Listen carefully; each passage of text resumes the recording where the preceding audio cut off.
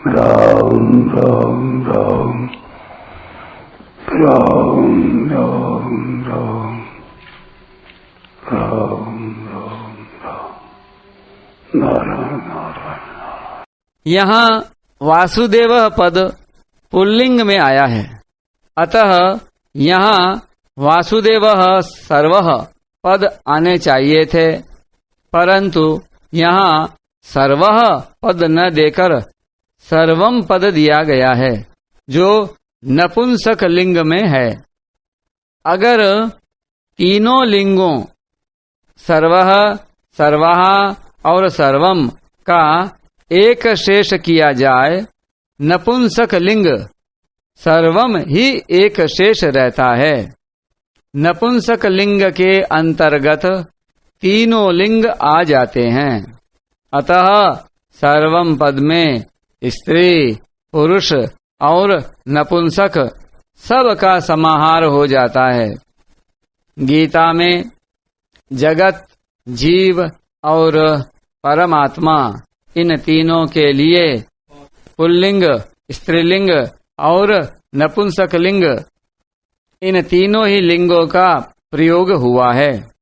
यह विषय गीता दर्पण ग्रंथ में लेख संख्या 99 गीता में ईश्वर, जीवात्मा और प्रकृति की अलिंगता में आया है। इससे यह तात्पर्य निकलता है कि जगत, जीव और परमात्मा ये तीनों ही सर्वम शब्द के अंतर्गत हैं। अतः तीनों लिंगों से कही जाने वाली सब की सब वस्तुएं, व्यक्ति, परिस्थितियां आदि परमात्मा ही हैं। वासुदेवः सर्वम, इस समय सर्वम तो असत है और वासुदेवः सत है। असत का भाव विद्यमान नहीं है और सत का अभाव विद्यमान नहीं है। ना सतो विद्यते भावो, ना भावो विद्यते सतः। तात्पर्य है कि सत ही सत है, असत है ही नहीं। वासुदेव ही वासुदेव है, सर्वम है ही नहीं। परंतु कहने, सुनने, पढ़ने वाले साधकों की दृष्टि में सर्वम संसार रहता है। इसलिए भगवान सर्वम की धारणा मिटाने के लिए वासुदेवः सर्वम कहते हैं। कर्मयोगी, ज्ञान योगी, ध्यान योगी, लय योगी, हठ योगी, राजयोगी, मंत्र योगी, अनासक्त योगी आदि अनेक तरह के योगी हैं, जिनका शास्त्रों में वर्णन हुआ है, पर उनको भगवान अत्यंत दुर्लभ नहीं बताते हैं। प्रत्युत सब कुछ वासुदेव ही है, इसका अनुभव करने वाले महात्मा को ही अत्यंत दुर्लभ बताते हैं। भगवान संपूर्ण संसार के बीज हैं। यच्चापि सर्वभूतानां बीजम तदहमर्जुन, बीजम माम सर्वभूतानां विद्धि पार्थ सनातनम। बीज से जितनी चीजें पैदा होती हैं वे सब बीज रूप ही होती हैं। जैसे गेहूं से पैदा होने वाली खेती को भी गेहूं ही कहते हैं। किसान लोग कहते हैं कि गेहूं की खेती बहुत अच्छी हुई है।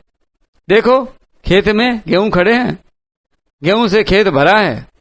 परंतु कोई शहर में रहने वाला व्यापारी हो, वह उसको गेहूं कैसे मान लेगा? वह कहेगा कि मैंने बोरे के बोरे गेहूं खरीदा और बेचा है। क्या मैं नहीं जानता कि गेहूं कैसा होता है? यह तो घास है, डंठल और पत्ती है, यह गेहूं नहीं है। परंतु खेती करने वाला जानकार आदमी तो यही कहेगा कि यह वह घास नहीं है जो पशु खाया करते हैं, यह तो गेहूं है। खेती को गाय खा जाती है तो कहते हैं कि तुम्हारी गाय हमारा गेहूं खा गई, जबकि उसने गेहूं का एक दाना भी नहीं खाया। खेत में भले ही गेहूं का एक दाना भी न दिखे, पर यह गेहूं है।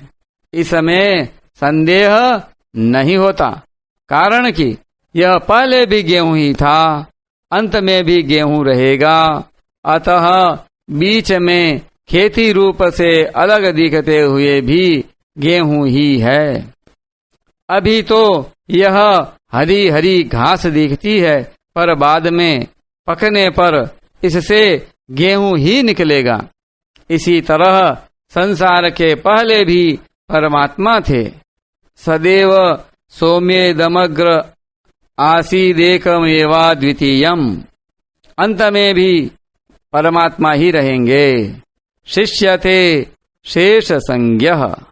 अतः बीच में भी सब कुछ परमात्मा ही हैं।